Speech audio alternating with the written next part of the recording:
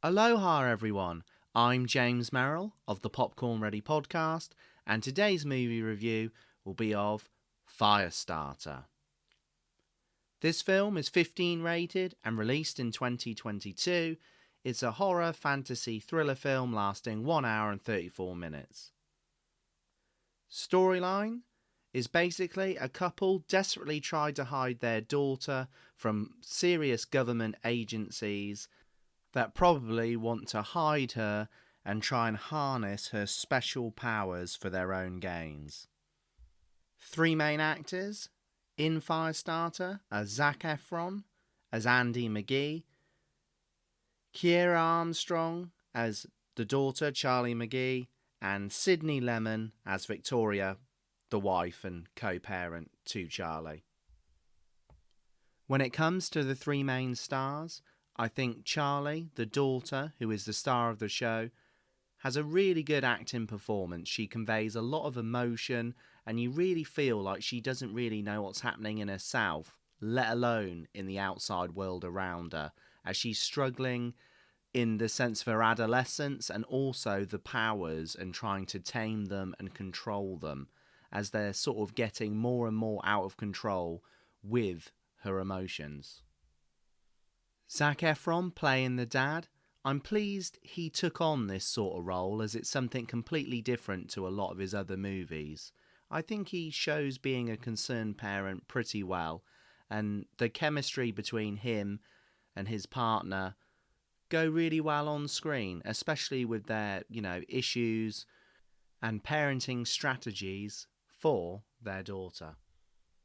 The two main baddies in Firestarter are portrayed by Michael Greyeyes as John Rainbird. I really like his character. I think he looked the part, but there's something about him that isn't that cold, hard killer that you kind of would expect. He doesn't incite fear in his presence when he walks into the room. Captain Hollister, played by Gloria Reuben. Again, she has some pretty good bits of script in her role, but I found it was all a bit too much like a jigsaw, really. She didn't particularly fit in anywhere, and she doesn't come across as menacing. She just comes across as troubled and, to be honest, quite naive to what's going on around her with the potential problems. To be fair, I don't know if this is just the wrong character picked by the director, Keith Thomas, or just troubles with either the script or the storyline. But for me, the captain should have had a central, pivotal role in the movie, and to be honest, really underwhelming performance. This is a Blumhouse Productions film and does have music from Mr. Carpenter, who's obviously an expert in that field. That goes very well. I think the production and the direction goes pretty well at a nice steady pace, but the storyline is so lacking.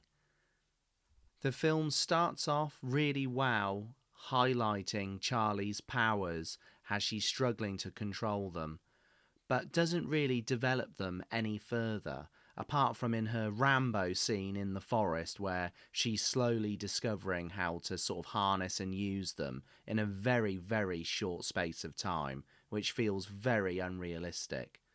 Also, with her telekinetic sort of powers and connection with her dad and others, she magically seems to find the secret laboratory where he's being kept, even though he doesn't know where he is himself.